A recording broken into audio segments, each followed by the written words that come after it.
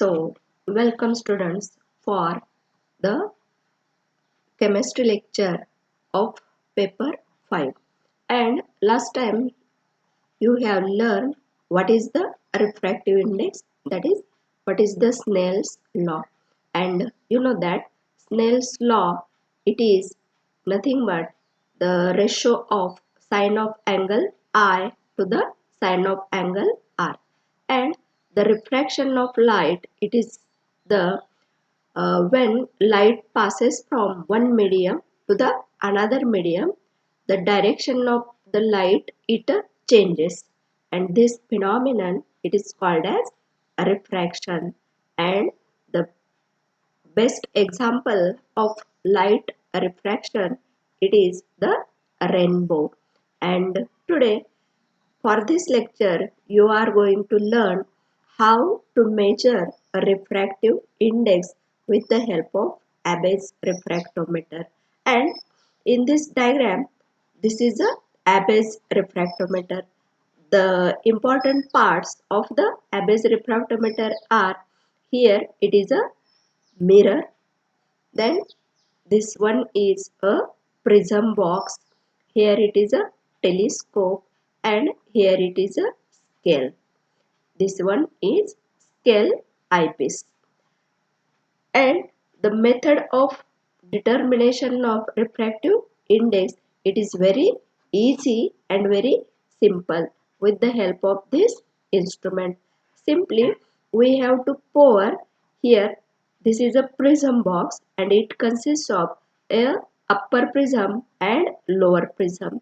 The surface of upper prism, it is a white polished foil.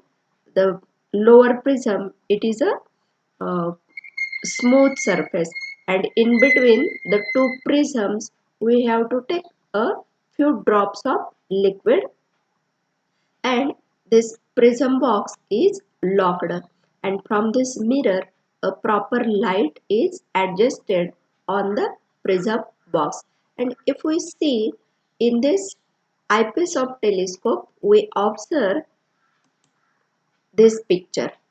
That means in the telescope there are cross wires.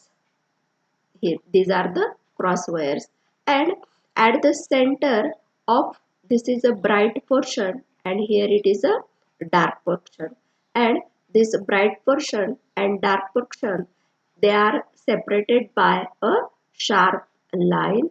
And in this diagram it is clearly shown that this sharp line, it is coincided at the intersection point of these cross wires. And this picture is seen only when we follow a critical angle principle. And all of you know a critical angle principle means a sine of angle I, that is incidence angle, it is equal to 90 degree, and the sine of angle R, it reaches at its maximum position. And all of you know the sine of angle I 90, it is equal to 1, and R dash, that means angle of refraction, it reaches at its maximum position. And this is the phenomenon, that means a critical angle phenomenon. This is the ray diagram of Abbe's refractometer. Here it is a telescope,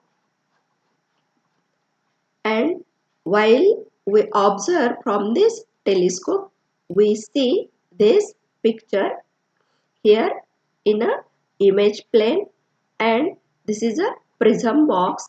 Here it is a lower prism and this one is a upper prism, and here it is a adjustment knob. Simultaneously the scale as well as the rotation of this prism box takes place, and with the help of scale we can measure a refractive index. This is the ray diagram of Abbe's refractometer. Then in our laboratory we have this instrument also, and the name of this instrument is Rajdhani Abbe refractometer, model RSR1. at the time of practical, I will again explain you the important parts of this refractometer. Here it is clearly seen in this diagram. This is a mirror. This one is a metal box, and in this box two prisms are inserted here.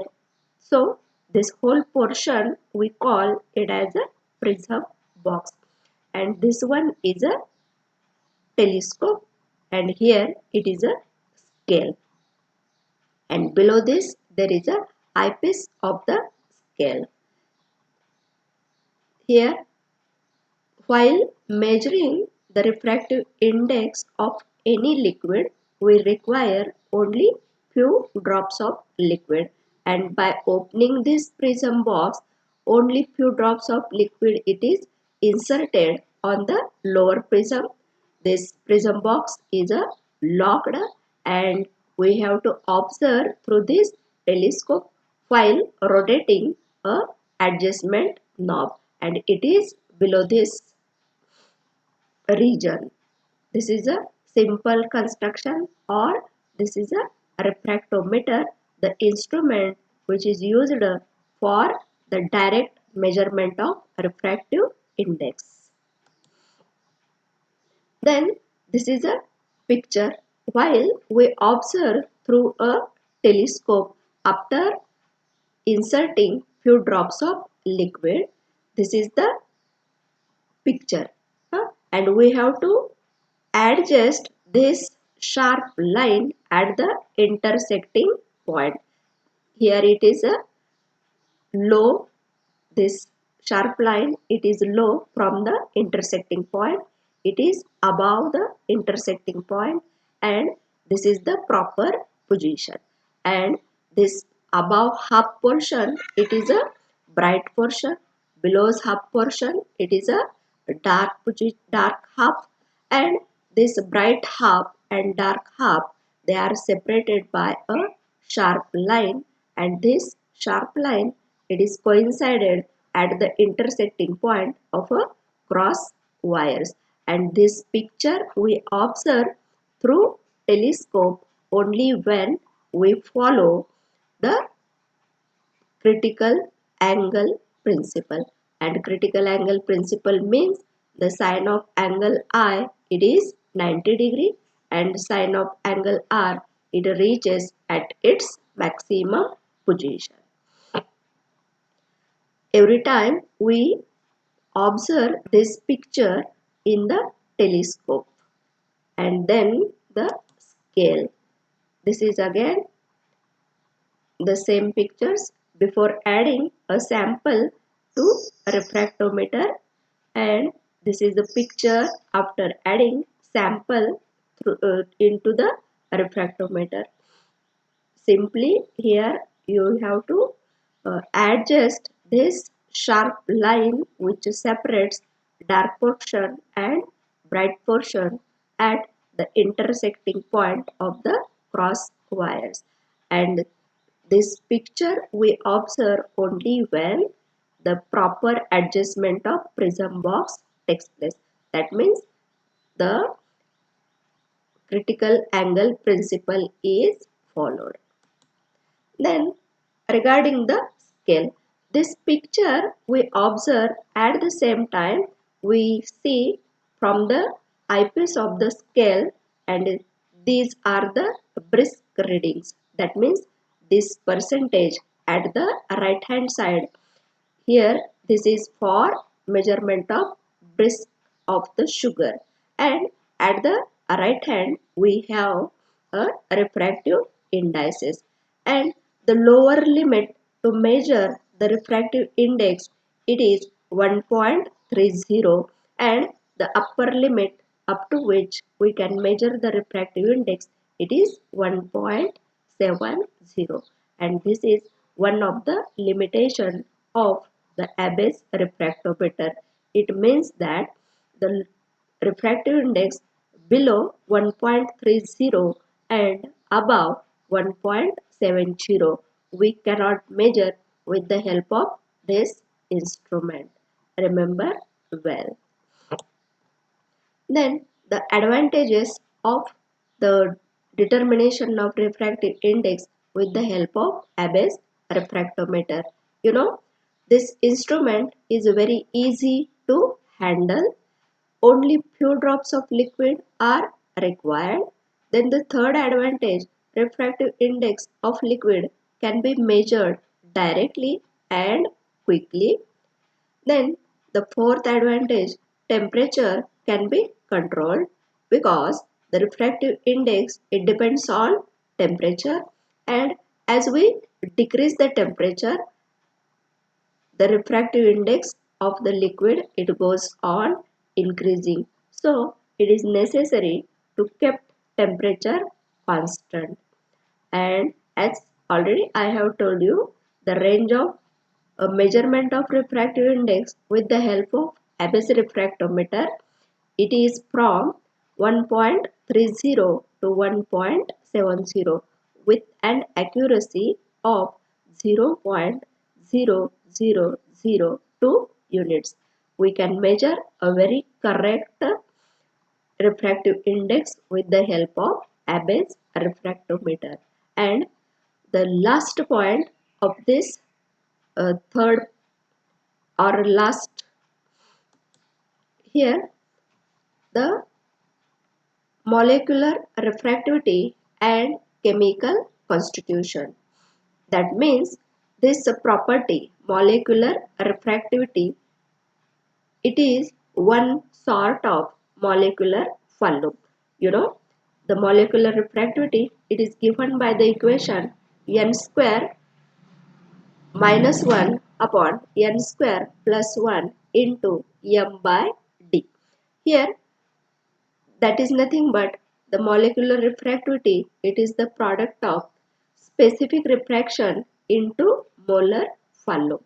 And all of you know the density divided by m, it is the molar volume. So the property molecular refractivity, it is a sort of molecular volume, and hence like other forms of molecular volume, the molecular refractivity is also an additive and purely constitutive property.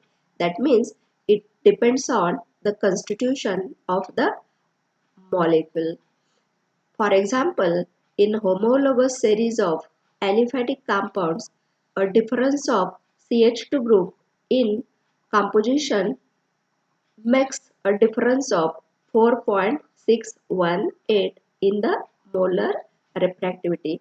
And to study this molecular refractivity and chemical constitution, you have to perform one practical. Here you have to determine the molar refraction of CH2 group, and for this purpose you have given three liquids as benzene, toluene and xylene, and determining the densities of these liquids as well as the refractive index and calculating the specific refraction and molar refraction.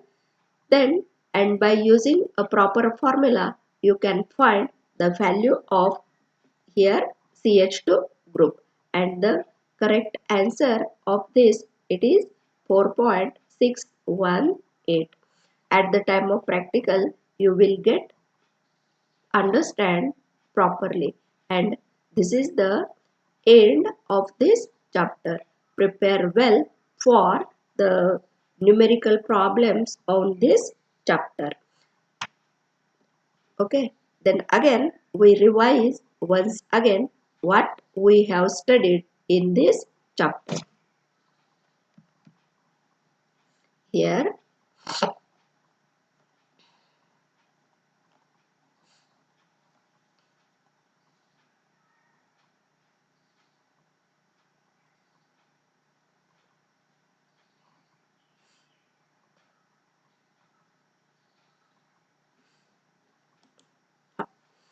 here our second unit, it is the physical properties of liquids, and in this chapter you have studied the what are the physical properties. And physical properties, it is nothing but a property that can be studied without change in any chemical composition or any kind of change in the chemical compound. And chemical properties we can study by changing the either making of bond, either breaking of bond, that means changes in the molecule takes place. And the physical properties are studied under a four groups, and that four groups are additive properties, constitutive properties, additive and constitutive properties. Then the colligative properties. All these properties are studied in the physical properties of liquid, and for your study there are only three properties of liquids, and that three properties of liquids are nothing but the surface tension property, then second property viscosity property, then third the refractive index. Already you have studied the viscosity property as well as surface tension property, and here I have few slides of the surface tension determination with the help of stalagmometer method. In this diagram, this is a stalagmometer, and stalagmometer, it is nothing but one kind of pipette, and in this pipette we have to take a liquid and simply we have to measure a number of drops poured or number of drops form a definite volume of the liquid. Here, by using stalagmometer, determine the relative surface tension of given liquid with reference to distilled water, and the surface tension of distilled water it is given, that is the 72.8 dynes per centimeter at 20 degree centigrade. And the procedure how we determine the surface tension. Here, wash the stalagmometer with water before use. Introduce a flat tip into a small beaker, that means half filled with water. Suck the water till level becomes above the upper mark. Adjust the level of water to the upper mark and remove any suspended drop. Then count the number of drops falling until the level of water reaches the lower mark. That means upper and level a lower mark. Here we have to measure how many drops are formed. Then repeat the procedure twice again and determine the N2 and N3 and repeat the procedure. Here you have studied there are two methods for the determination of surface tension. The first method it is a drop formation method that already I have explained to you, and the second one is capillary rise method. Here drop formation method and drop number method we have seen, and here it is a capillary rise method, and in this method a capillary tube with the radius r is inserted vertically into a liquid. The liquid rises to a height h. The surface tension gamma is acting along the inner circumference exactly supports the weight of the liquid column. That means simply in this beaker we have any liquid and we have to pour a or we have to suspend a small capillary into this liquid, and due to the property of surface tension the liquid from this beaker it rises in the capillary, and we have to measure this height h. That means the capillary rise in the here. Then from the definition of surface tension, here theta is an angle between the tangent line to the meniscus surface. This theta, it is a tangent line which is made from this meniscus surface. Here gamma is the surface tension and r is the radius of the capillary, and by using this formula the total force, that means total upward force, it is given by 2 pi r into gamma into cos theta. Here it is a cos theta value. Theta for most of the liquid equals 0, and all of you know cos 0 it is equal to 1. Therefore the total downward force it is equal to pi r square into h into d into g, where this h it is a height of capillary rise, this d it is a density of liquid, and this g it is a gravitational force, and gravitational force it is equal to 980 centimeters per second. And when we equate this upward force equal to downward force, we write 2 pi r into gamma it is equal to pi r square into h into d into g. And by using this equation, we can calculate the surface tension, that means gamma, by using this equation. Here gamma it is equal to h r dg by 2. And then as already I have explained to you the refraction property.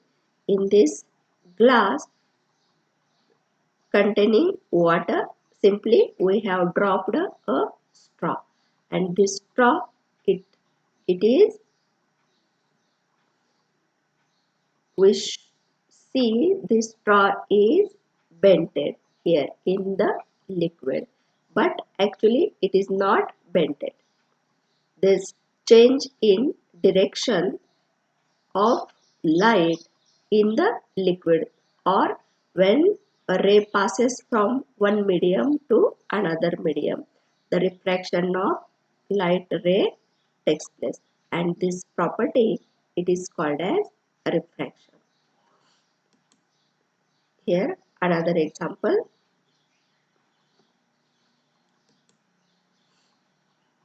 Then when a light passes from a rare medium, that means air medium, to a liquid or a glass medium or solid medium, this is a incident ray and it gets refracted towards normal.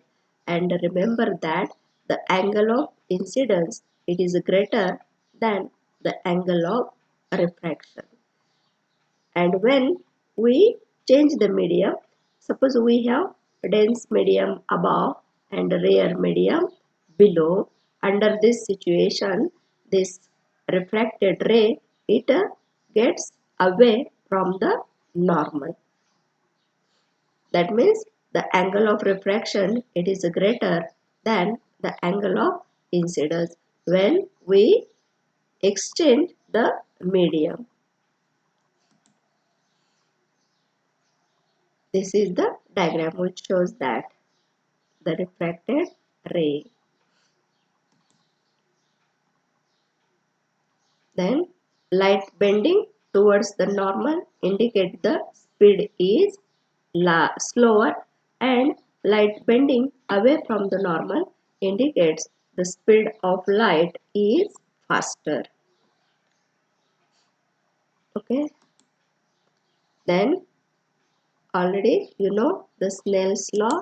It is the ratio of angle of incidence to the angle of refraction, and we can write the same equation as ni into sine theta I it is equal to nr into sin theta r. These are the examples of refractive indices of different liquids.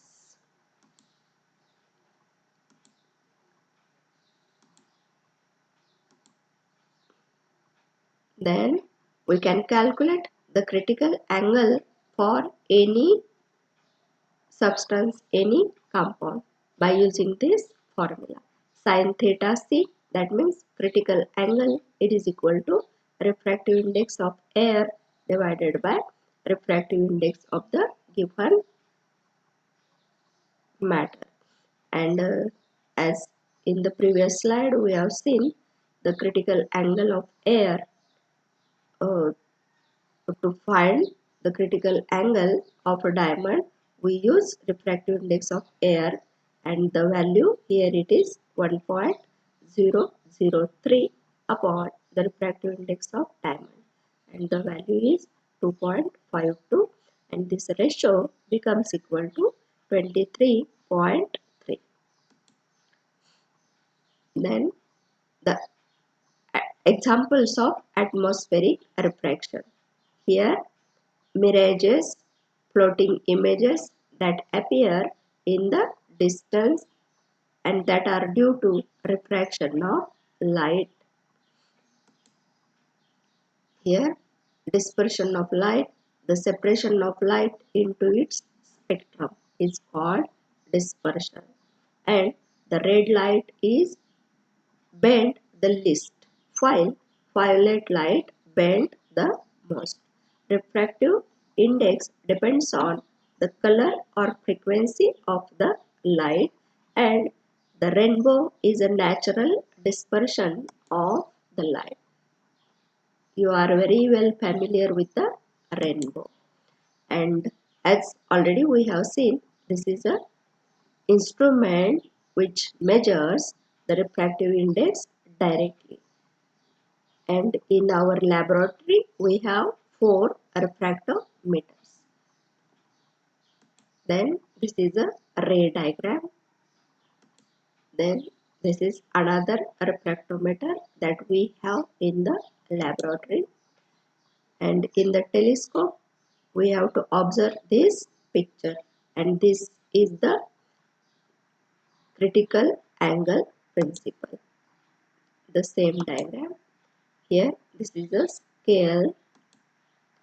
Then advantages of refractometer, the instrument is easy to handle, only few drops of liquid are required. We can measure refractive index directly and quickly. We can control the temperature, and one limitation of Abbe's refractometer here, we can measure the refractive index from 1.30 to 1.70.